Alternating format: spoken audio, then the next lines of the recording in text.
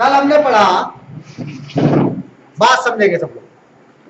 कल हमने पढ़ा कि अगर इलेक्ट्रिक फील्ड लाइंस हो, किसी एरिया से पास हो रही हो, किसी एरिया से पास हो रही हो, तो जो नई क्वांटिटी आ रही थी उसको कहते हैं इलेक्ट्रिक फ्लक्स। कल पढ़ा इलेक्ट्रिक फ्लक्स का फॉर्मूला, कल पढ़ा phi is equal to E D S cos theta. पूरा इलेक्ट्रिक फ्लक्स निकालना है, सरफेस इंटीग्रेशन कर दिया करते थे, ऐसे करके गोला भी लगा दो तो भी कोई फर्क नहीं पड़ रहा बीच में, वैसे इंटीग्रेशन ही है, टोटल इंटीग्रेशन आना है, सिंपल सी बात है।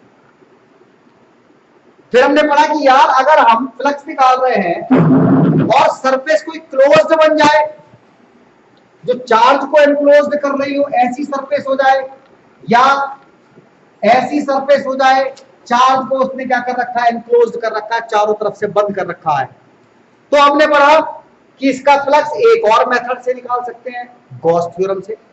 और गॉस थ्योरम कल हुआ करती थी pi is equal to Q upon epsilon naught, ऐसा हमने पढ़ा।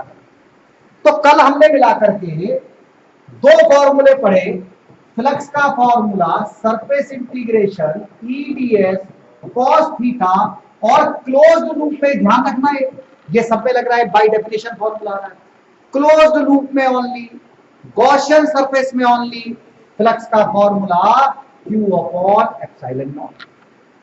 क्लियर है? ये जो फ्लक्स बना था, चैप्टर की स्टार्टिंग देखते हैं क्या था। चैप्टर की स्टार्टिंग थी चार्ज होना चाहिए, तो चार्ज फोर्स लगाता है, वो फोर्स पता चल रहा था कूलम्स लॉ से। फिर पता चला कि चार्ज के चारों तरफ के एरिया को इलेक्ट्रिक फील्ड कहते हैं, और वो इलेक्ट्रिक फील्ड हमने निकालनी सीखी, यानी कि हमने कूलम्स लॉ पढ़ा, ये था फोर्स का फॉर्मूला कि पहला चार्ज दूसरा चार्ज दोनों के बीच के डिस्टेंस का स्क्वायर। दूसरा फॉर्मूला पढ़ा इलेक्ट्रिक फील्ड का कि जो भी चार्ज है वो, और जहां पर भी इलेक्ट्रिक फील्ड निकाल ली आर स्क्वायर। और ऐसा करते करते हम गॉस थ्योरम तक पहुंच गए, फ्लक्स तक पहुंच गए। अब हमारे पास एक सवाल आता है पेपर में कि अगर गॉस थ्योरम इतनी इंपॉर्टेंट है फ्लक्स निकालने के लिए, फ्लक्स का मतलब देखो फील्ड निकल गई, फ्लक्स में इलेक्ट्रिक फील्ड भी होती है, एरिया भी होता है, सब कुछ पता चल रहा है, तो अगर हम फ्लक्स निकाल देते हैं गॉस थ्योरम से directly, charge upon epsilon not करके फ्लक्स आ जाता है, तो क्या कुछ ऐसा है कि गॉस थ्योरम का इस्तेमाल करके कूलम्स लॉ वेरीफाई करा जा सके? क्या कूलम्स लॉ बनाया जा सकता है? तो एक दो बार एग्जाम में ऐसा भी सवाल आया है कि गॉस थ्योरम को इस्तेमाल करना है और कूलम्स लॉ को प्रूव करना है, यानी कि Coulomb's law from Gauss theorem, ऐसा पेपर में सवाल आता है, Coulomb's law from Gauss theorem. ये भी हमको कभी कभी करनी होती है। क्या करनी होती है? कि हमें कूलम्स लॉ प्रूव करना है, और किसकी हेल्प से प्रूव करना है? गॉस थ्योरम की हेल्प से। Coulomb's law from Gauss theorem, Gauss theorem की हेल्प से कूलम्स। कई बार पेपर में आ चुका है। अब जब ऐसा सवाल पेपर में आ जाए ना, जो वीक बच्चे हैं वो, अगर तुम्हारे बोर्ड में स्टेप के मार्क्स मिलते हैं, कूलम्स लॉ लिख दें, गॉस थ्योरम लिख दें, फ्लक्स लिख दें, कोशिश करें, 1-1.5 नंबर मिल जाता है, आधा 1 नंबर मिल जाता है सिर्फ फॉर्मूले लिखने पर। इतनी बढ़िया से कॉपी चेक होती है, मगर फिर भी पूरा ढंग से अगर तुम्हें देखना है कूलम्स लॉ, क्या देखना है तुमको? कूलम्स लॉ किसकी हेल्प से देखने वाले हैं हम? गॉस थ्योरम की हेल्प से। तो कैसे करेंगे हम कूलम्स लॉ को गॉस थ्योरम की हेल्प से? जरा हम इसको देख लेते हैं। तो हमें क्या चाहिए भाई? गॉस थ्योरम क्या कह रही है? एक चार्ज होना चाहिए, बहुत ध्यान से समझो, फिर से गॉस थ्योरम पढ़ा देता हूं। एक चार्ज होना चाहिए, ये चार्ज है। अगर मैं कहूं कि इससे r डिस्टेंस पर मैंने एक स्फेरिकल सरफेस मान ली, तो कल मैंने बताया था अगर मैं एक चार्ज को किसी सरफेस के अंदर एनक्लोज्ड कर दूं तो ऐसी सरफेस को कहते थे गॉसियन सरफेस। तो इसका मतलब ये जो मैंने स्फेरिकल सरफेस मानी है, एज्यूम करी है r रेडियस की, ये मेरे पास एक गॉसियन सरफेस हो गई। और अगर ये गॉसियन सरफेस हो गई तो इस गॉसियन सरफेस पर हम फ्लक्स निकाल सकते हैं। क्या निकाल सकते हैं हम? फ्लक्स। और वो फ्लक्स होता है जो भी चार्ज था अपॉन में एप्सिलॉन नॉट, चार्ज अपॉन में एप्सिलॉन नॉट। क्या बन गया हमारे पास में? फ्लक्स बन गया। मगर इस फ्लक्स की अगर हम बात करें, तो ये फ्लक्स एक और मेथड से निकल सकता है, अकॉर्डिंग टू डेफिनेशन। और अकॉर्डिंग टू डेफिनेशन अगर हम फ्लक्स देखें तो वो था integration E D S cos theta according to our definition E D S cos theta. हमने कल क्या करा था, इलेक्ट्रिक फील्ड की डेफिनेशन से फॉर्मूला लिख दिया था इलेक्ट्रिक फील्ड का, बट अब हमें इलेक्ट्रिक फील्ड का फॉर्मूला नहीं लिखना। क्यों? क्योंकि वो जो इलेक्ट्रिक फील्ड का फॉर्मूला आया हुआ है वो तो कूलम्स लॉ से आया है, फोर्स अपॉन चार्ज करके। तो हमें इलेक्ट्रिक फील्ड में यहां पर ये वाला फॉर्मूला अप्लाई नहीं करना। तो हमने क्या करा, अगर ये सरफेस है तो इस सरफेस पर फ्लक्स निकाला by the help of Gauss theorem, flux निकाला by the help of definition. But दोनों फ्लक्स तो आपस में बराबर हो। अगर इस फ्लक्स को सॉल्व करा जाए, पाई को सॉल्व करा जाए तो ई डी एस, अच्छा कितना लेंगे एंगल, cos 0। क्यों? कल मैंने तुमको समझाया था, कल तुम ध्यान से पढ़ रहे थे। यहां पर अगर हम ये सरफेस ले लें, तो ये सरफेस इधर की साइड है, और इलेक्ट्रिक फील्ड भी अगर हम देखें तो इलेक्ट्रिक फील्ड भी हमारे पास इस साइड है, सरफेस भी इस साइड है, दोनों के बीच एंगल कितना हो गया, 0 डिग्री का। तो हमारे पास जो फ्लक्स निकल करके आ रहा है वो आ रहा है ई डी एस इंटीग्रेशन। अगर इंटीग्रेशन ds बोल रहे तो इसका मतलब होता है पूरा एरिया लेना, और ये स्फेरिकल सरफेस है, r इसकी रेडियस है, तो तुम कह दोगे सर जी पूरा एरिया तो 4 पाई r स्क्वायर हो गया, क्यों इंटीग्रेशन कर रहे हो? इंटीग्रेशन मुझे, सरफेस इंटीग्रेशन मुझे एरिया ही तो देगा। तो इंटीग्रेशन तो बाई पार्ट करके मुझे तब करना चाहिए जब मैं कहीं अटक जाऊं। यहां पर तो सीधे सीधे, कोई ऐसा तो नहीं बार बार चेंज हो रहा हूं। एक ही स्फेरिकल सरफेस है, एक ही उसकी फिक्स रेडियस है, तो उसका तो फिक्स एरिया आएगा। कितना एरिया होगा, 4 पाई आर स्क्वायर। तो इसका मतलब फ्लक्स मेरे पास कितना बना, इंटीग्रेशन हटा सकते हैं, E into 4 pi are square. अब दो फ्लक्स हो गए, एक फ्लक्स गॉस थ्योरम से चार्ज अपॉन एप्सिलॉन नॉट, एक फ्लक्स डेफिनेशन से, ये आ गया डेफिनेशन से flux E into 4 pi are square. भैया फ्लक्स चाहे जैसे करके निकालो, चाहे डेफिनेशन से निकालो, चाहे गॉस थ्योरम से निकालो, या कोई और भी फॉर्मूले हो, अगर एक सिंगल चार्ज है, एक फिक्स चार्ज है, उसके चारों तरफ एक फिक्स सरफेस है, तो उसमें तो फ्लक्स बराबर ही रहेगा। तो किसी भी मेथड से निकाले, 100 बच्चे निकाल रहे, 150 बच्चे निकाल रहे, 200 बच्चे निकाल रहे, क्या फर्क पड़ रहा है, फ्लक्स क्या रहेगा, बिल्कुल बराबर। फ्लक्स क्या रहेगा, बिल्कुल। तो इसका मतलब गॉस ने जो फ्लक्स निकाल के दिया होगा और फॉर्मूले ने जो फ्लक्स निकाल के दिया होगा, ये तो इक्वल होना चाहिए, क्यों? क्योंकि हमारे पास सेम चार्ज है। क्यों? हमारे पास सेम गॉसियन सरफेस है, बदल तो नहीं रही। इसका मतलब क्या हुआ, ये फ्लक्स जो है और जो गॉस थ्योरम से फ्लक्स निकला था, ये आपस में क्या आना चाहिए, बराबर आना चाहिए। तो यहां से इलेक्ट्रिक फील्ड निकाल ली। क्या निकाल ली? इलेक्ट्रिक फील्ड कितनी बन रही है, 4 pi are square, epsilon naught 4 pi are square नीचे चला गया। अगर इसको ढंग से लिखें तो 1 अपॉन 4 पाई, घेरा 4, घेरा पाई, घेरा एप्सिलॉन नॉट, और कितना बन गया, Q अपॉन आर स्क्वायर। अरे तो वही इलेक्ट्रिक फील्ड आ गई भैया जो कूलम्स लॉ से आती थी। मैंने बिल्कुल कूलम्स लॉ यूज नहीं करा, मैंने बिल्कुल इलेक्ट्रिक फील्ड इस्तेमाल नहीं करी, बट फिर भी मैंने एक गॉस थ्योरम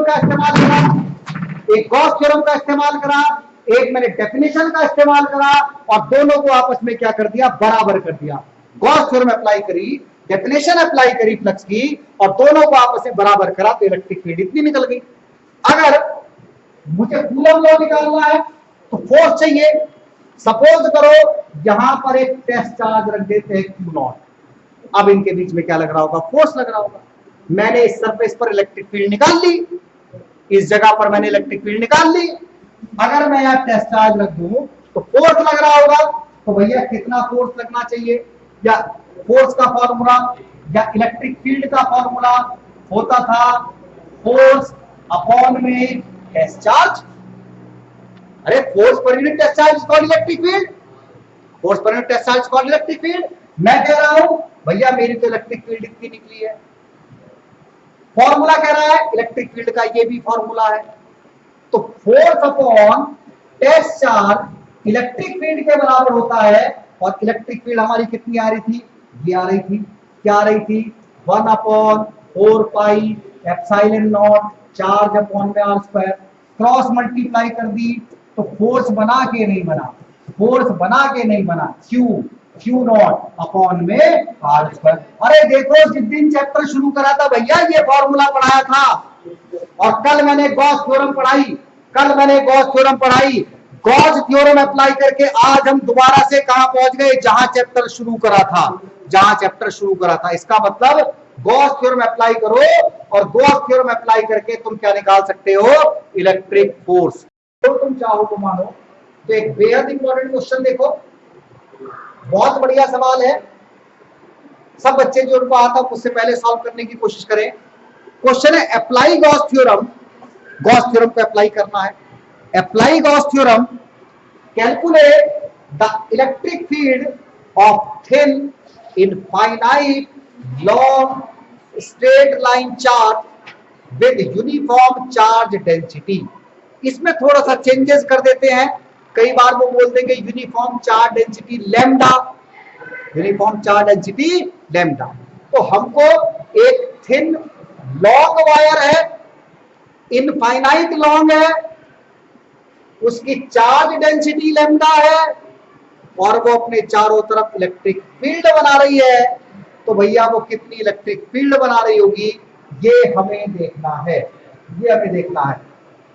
तो बड़ा इंपॉर्टेंट सवाल रहेगा, बहुत ही इंपॉर्टेंट क्वेश्चन पेपर में आने के लिए, इसको तुम सब लोग ध्यान से पढ़ेंगे, सब ध्यान से करना है सब क्वेश्चन में कहा था एक लॉन्ग वायर है, जैसे ये रोड है, रोड पर एक वायर जा रही है, इनफाइनाइट लॉन्ग कहेंगे इसको। क्यों, तुम यहां जहां खड़े हो, यहां से इधर की साइड जाओ, तार मिलते चले जाएंगे, तुम थक जाओगे। इधर की साइड चलना शुरू कर दो, तार पे तार आते चले जाएंगे, ज्वाइंट लगते चले जाएंगे, तुम थक जाओगे। इनफाइनाइट चीज वही तो कहते हैं। तो हमें नहीं पता कितनी लंबी वायर है, ये एक वायर है भाई, और इसके अंदर चार्ज है, सपोज करो इसके अंदर पॉजिटिव चार्ज है, इनफाइनाइट लॉन्ग वायर है। सब ध्यान से सुनेंगे, बोलेगा कोई नहीं, बहुत इंपॉर्टेंट सवाल है। हम चाहते हैं कि जब इस अच्छा सिंपल सी बात, चार्ज है तो अपने चारों तरफ क्या बना रहा होगा, इलेक्ट्रिक फील्ड। तो हमें इसकी इलेक्ट्रिक फील्ड निकालनी है, अगर इसकी चार्ज डेंसिटी लैम्डा हो, यानी कि charge per unit length. Charge density का मतलब चार्ज पर यूनिट लेंथ, ये हमको सवाल में दे रखा था कि चार्ज डेंसिटी इसकी क्या है, लैम्डा। अभी हमने इससे पिछला टॉपिक देखा, हमने देखा कि यार अगर हम गॉस थ्योरम और इलेक्ट्रिक फ्लक्स को आपस में बराबर कर दें तो इलेक्ट्रिक फील्ड पे पहुंच जाते हैं। देखा तुमने कि अगर हम गॉस थ्योरम से इलेक्ट्रिक फ्लक्स निकाल लें, फॉर्मूले से इलेक्ट्रिक फ्लक्स निकाल लें, तो हमने क्या कर दिया था, इलेक्ट्रिक फील्ड निकाल दी थी। यानी कि गॉस थ्योरम अप्लाई करके बहुत कुछ करा जा सकता है। तो इस वाले सवाल को सॉल्व करने के लिए गॉस थ्योरम की हम हेल्प लेते हैं। गॉस थ्योरम थी charge upon epsilon not, Q upon epsilon not. Flux निकालने का तरीका देती थी गॉस थ्योरम से क्या निकलता है, फ्लक्स। मगर गॉस थ्योरम अप्लाई करनी है तो भैया एक क्लोज्ड लूप चाहिए। तो हमने क्या करा, तार का एक छोटा सा टुकड़ा ले लिया एल लेंथ का, और इसको बंद कर दिया एक गॉसियन सरफेस में। कहां बंद कर दिया इसको, एक गॉसियन सरफेस में बंद कर दिया। एल लेंथ का ये टुकड़ा ले लिया मैंने, और इसको बंद कर दिया, इसमें बंद कर दिया एक गॉसियन सरफेस में। अब अगर हम इलेक्ट्रिक फ्लक्स देखें तो बहुत ध्यान से सुनने वाली बात है भाई, बहुत ध्यान से। डेफिनेशन कहती है कि अगर इलेक्ट्रिक फ्लक्स पता करना है तो फॉर्मूला होता है टोटल सरफेस इंटीग्रेशन, बोलते हैं इसको। टोटल सरफेस चाहिए, उस सरफेस से पास होने वाली टोटल इलेक्ट्रिक फील्ड चाहिए। जो भी सरफेस है वो एरी, और इलेक्ट्रिक फील्ड और सरफेस के बीच का एंगल भी चाहिए। अच्छा, एंगल सरफेस के बीच का नहीं था, सरफेस पे जो नॉर्मल डाल रखा था सरफेस किस साइड। मैं एक सवाल पूछ रहा हूं तुमसे, ये एक स्केल है तुम्हारे सामने, ठीक है, इसके अंदर चार्ज फ्लो अगर हो रहा हो और इसको एक डब्बे में बंद कर दूं, डब्बे में बंद कर दूं, तो इसके चार्ज की वजह से ये इलेक्ट्रिक फील्ड बन रही है, ये इलेक्ट्रिक फील्ड बन रही है, और डब्बा भी सिलिंड्रिकल ऐसा है भैया, उसकी सरफेस का परपेंडिकुलर भी इधर ही होगा। अगर मैं इसको एक डब्बे में बंद कर दूं, एक शीट में बंद कर दूं, ये मैंने चार्ज वाली वायर थी, इसको एक ऐसे करके शीट में बंद कर दिया। अब ध्यान से देखो, फील्ड भी इधर को जा रही है, सरफेस भी इधर को है, फील्ड भी इधर को है, सरफेस भी इधर को है, तो फील्ड और सरफेस के बीच में एंगल कितने डिग्री का बन रहा है, 0 डिग्री का। यानी कि यहां पर ये सरफेस वेक्टर है, सरफेस वेक्टर है। बहुत ध्यान से सुनने वाली बात है, ऐसी बहुत सारी प्रॉब्लम्स आ सकती है पेपर में। पॉजिटिव से फील्ड आउटवर्ड होती है, पॉजिटिव से फील्ड आउटवर्ड होती है, फील्ड भी इधर को है, तो थीटा कितना बना, 0 बन गया। मगर फ्लक्स कहता है एंटायर सरफेस चाहिए, इंटीग्रेशन लगा हुआ, सरफेस इंटीग्रेशन, पूरी सरफेस। तो भैया जब मैंने इस वाली वायर को सिलेंड्रिकल पार्ट में बंद करा, ऐसे करके बंद करा, ऐसे करके, यानी कि सपोज करो जैसे बॉटल है, बॉटल देना, ये बॉटल के अंदर पानी मान लो चार्ज, पानी मान लो चार्ज, और इस पानी को बंद कर दिया इस क्लोज सरफेस में, तो तुम कहोगे सर अभी तो आपने यही सरफेस देखी, हमें तो ये सरफेस भी दिख रही है कि नहीं है, ये सरफेस भी तो है, टोटल इंटीग्रेशन करना है, पानी इसके अंदर क्या है, चार्ज है, तो जैसे पानी फ्लो होगा काट देंगे इधर को भागेगा, फील्ड बन गई। ऐसी ये सरफेस भी तो है ऊपर वाली दूसरी सरफेस, बट जब पानी के अंदर सरफेस ऐसे बंद कर रखी है तो इस सरफेस का नॉर्मल किधर को, इधर को, इस सरफेस का एरिया वेक्टर किधर को, इधर को। सच्ची बात देख लो, मजाक नहीं होनी चाहिए, रटनी नहीं है। बहुत से लोग हंसी आ रही होगी, ए सर क्या कर रहे हो, अरे समझो बात को भाई, मैं कुछ नया नहीं कर रहा, कोई गलत चीज नहीं बता रहा, मैं तो कह रहा हूं ये भी सरफेस इसका मुंह इधर को है, तुम्हें भी दिख रही है, कोई नई फिजिक्स नहीं लगा रहा, कोई नई चीज नहीं कह रहा। क्या सरफेस का मुंह इधर है क्या नहीं है, हाँ है। इसका मतलब इस वाले किनारे पर सरफेस वेक्टर ये रहा, पीएस वेक्टर ये रहा, डीएस वेक्टर ये रहा, डीएस वेक्टर ये रहा, मगर इलेक्ट्रिक फील्ड तो इधर को है, इलेक्ट्रिक फील्ड तो इधर को है, क्योंकि इलेक्ट्रिक फील्ड तो आउटवर्ड है। अब सरफेस ऊपर, सरफेस ऐसे, इलेक्ट्रिक फील्ड ऐसे, सरफेस ऐसे, इलेक्ट्रिक फील्ड ऐसे, एंगल कितना बना, 90। यानी कि अगर मैं यहां पर थीटा 90 ले लूं तो समझो फ्लक्स तो 0 बन गया, पूरा फ्लक्स 0 बन गया। क्यों? क्योंकि फ्लक्स में कॉस थीटा आता है, और कॉस 90 कितना, 0, पूरा फ्लक्स कितना, 0। इसका मतलब इधर तो फ्लक्स है, बट ऊपर वाली सरफेस पर कोई फ्लक्स नहीं है, ऊपर वाली सरफेस पर कोई फ्लक्स नहीं है। सेम सरफेस तो नीचे भी दिखाई दे रही तुमको, क्लोज्ड सरफेस लेनी है। गॉसियन सरफेस कैसी होनी चाहिए, बिल्कुल क्लोज्ड। घेरा नीचे का हिस्सा बनाना पड़ेगा, सरफेस नीचे को, फिर से फ्लक्स ऊपर को, यानी कि ये कंडीशन बन गई कुछ ऐसे करके। इलेक्ट्रिक फील्ड एरी, इलेक्ट्रिक फील्ड एरी, सरफेस एरी डाउनवर्ड। तो यहां पर क्या हो रहा है, घेरी सरफेस, घेरी इलेक्ट्रिक फील्ड, थीटा फिर से 0, फ्लक्स फिर से, हाँ थीटा 90, सॉरी थीटा 90, गलती हो गई, थीटा 90, फ्लक्स फिर से कितना हो गया। यानी कि अगर मुझे इलेक्ट्रिक फ्लक्स निकालना पड़ जाए तो मुझे यहां पर 3 जगह फ्लक्स दिखाई दे रहा है। एक φ1 सपोज करो ये था, एक φ2 सपोज करो ये था, एक φ3 सपोज करो ये था। अगर मैं φ1 वाला फ्लक्स देखूं तो आ रहा है, क्या आ रहा है, E ds cos 0, मगर φ2 वाला फ्लक्स 0, φ3 वाला फ्लक्स। तो इस एंटायर वायर को जो इनफाइनाइट लॉन्ग है, जब मैंने इसको एक छोटी सी गॉसियन सरफेस में रखा, जब मैंने इसको छोटी सी गॉसियन सरफेस में रखा तो बाय द डेफिनेशन जो मुझे फ्लक्स मिला वो मिला ई ds cos 0 मतलब 1 eds। अब मेरे पास में केवल ये सरफेस है और तुम्हें दिखाई दे रही है भैया ये तो सिलेंड्रिकल सरफेस है, और सिलेंड्रिकल सरफेस में भी ये खत्म हो गया, ये खत्म हो गया, ये बचा, ये बचा। इसको कहते हैं curve surface area. Curve surface area cylinder का, और सिलेंडर का कर्व सरफेस एरिया होता था 2 पाई आर एच, और एच ना ले तो एल ले लिया। तो इसका मतलब अगर मुझे ये सरफेस चाहिए थी तो ई और 2 pi R L, 2 pi are ये इंटीग्रेशन हट गया, मेरे पास कर्व सरफेस आ गई। यानी कि मेरे पास जो इलेक्ट्रिक फील्ड निकल रही है ई 2 पाई आर एल निकल रही है, ई 2 पाई आर एल ये निकल रहा है, इलेक्ट्रिक फील्ड नहीं सॉरी, निकल रहा है फ्लक्स।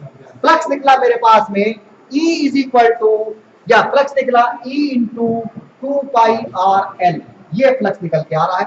यहां से देखो दो सरफेस मेरी खत्म हो गई, एक सरफेस मेरी बच रही है, और जब एक सरफेस मेरी बच रही है तो इसका जो फ्लक्स मेरे पास निकल के आ रहा है वो फ्लक्स निकल के आ रहा है E into 2 pi R L, E into 2 pi R L. मगर फ्लक्स तो गॉस थ्योरम से भी निकल सकता है, और सवाल में साफ साफ बोला कि by the help of Gauss theorem electric field बताओ, by the help of Gauss theorem electric field बताओ। तो अगर हम अकॉर्डिंग टू गॉस थ्योरम देखें, अकॉर्डिंग टू गॉस थ्योरम देखें, गॉस थ्योरम देखें तो फ्लक्स हमारे पास होता था चार्ज अपॉन एप्सिलॉन नॉट। वो तो कहता था क्यों इतना झंझट कर रहे हो, क्यों इतना झंझट कर रहे हैं, ऐसे क्यों फ्लक्स निकाला। गॉस ने यही तो समझाया कि अगर फ्लक्स ऐसे निकाल रहे हो तो इसकी आवश्यकता नहीं है। अगर कोई एनक्लोज सरफेस हो तो उसमें फ्लक्स सीधे सीधे निकल सकता है Q upon epsilon not. Numerical में बड़ा काम आएगा ये फॉर्मूला, जेई मेन वालों के लिए, नीट वालों के लिए बड़ा काम का फॉर्मूला है। बहुत सारा फ्लक्स निकालने से बच जाओगे, मगर ध्यान रखना है सरफेस क्लोज होनी चाहिए। अगर क्लोज सरफेस नहीं है तो वही फॉर्मूला काम करेगा, बट बहुत सारी जगह क्लोज सरफेस एज्यूम करके, बना करके, गॉस थ्योरम को अप्लाई करके इलेक्ट्रिक फील्ड निकाली जा सकती है। भैया मैं तो केवल इलेक्ट्रिक फील्ड भी इतने में ही निकाल रहा हूं, इतने में, मुझे इनफाइनाइट वायर से कोई मतलब नहीं है। निकालनी जरूर इनफाइनाइट की थी, बट मैंने क्या करा, एज्यूम कर लिया। क्या एज्यूम कर लिया, एक छोटी सी गॉसियन सरफेस, सिलेंड्रिकल वायर थी, सिलेंड्रिकल सरफेस ले ली, सिलेंड्रिकल सरफेस ले ली।